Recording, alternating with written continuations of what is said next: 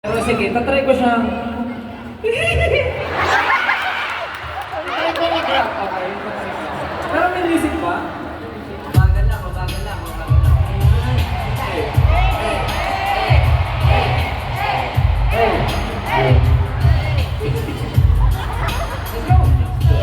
Noong unang panahon, bata pa kami noon. Kami naghahanda sa studio noon.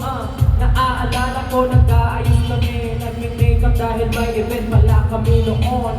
Lumapit ako kay Pablo. Ay, teka, pangalan niya si John.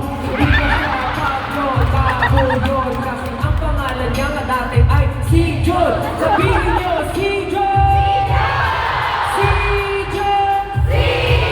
Ako babalik ako sa istorya mo. So nag-makeup na ako at lumapit kay si John. Sabi ko, hey, pahiram ng miss mo. Sabi niya, bro, konti na lang to, pasensya na. Sabi ko, okay lang, lalapit na ako kay Ken. Manghihiram ako ng miss. Sabi ko, Ken, pahiram naman ng miss mo. Sabi ni Ken, okay bro, ito ang miss ko. Biglang lumapit si John, sabi sa akin, bro, sige na nga, gamitin mo na yung miss ko.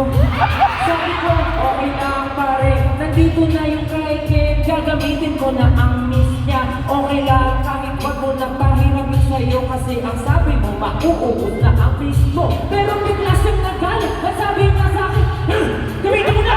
Sige na! Nagulat ako, tingnan mo na! Pagpasok ng miss niya, nagulat ako, at ang pinag-ipan, nakikisunod ka sa akin si Sijon.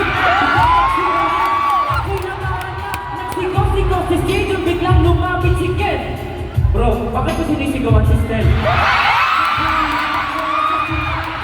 Pinagbakan ako, akala ko suntukan na. Biglang nasabi ni Sijon. Bakit ka ba nakikialam dito? Sinagot si Ken, lumapit kay Sijon, digdib sa digdib. Ang sabi niya, eh bakit mo nga sinisigawan si Stel? Ako'y kinakabahan at parang ako'y iiyak. Samantalang nakita ko sa kabilang gilid si Justin at si Josh tumatawa na.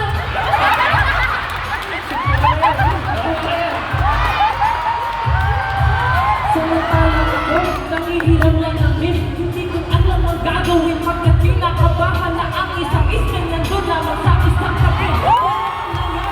Hindi ko natapos ang makeup ko dahil wala na ako miss.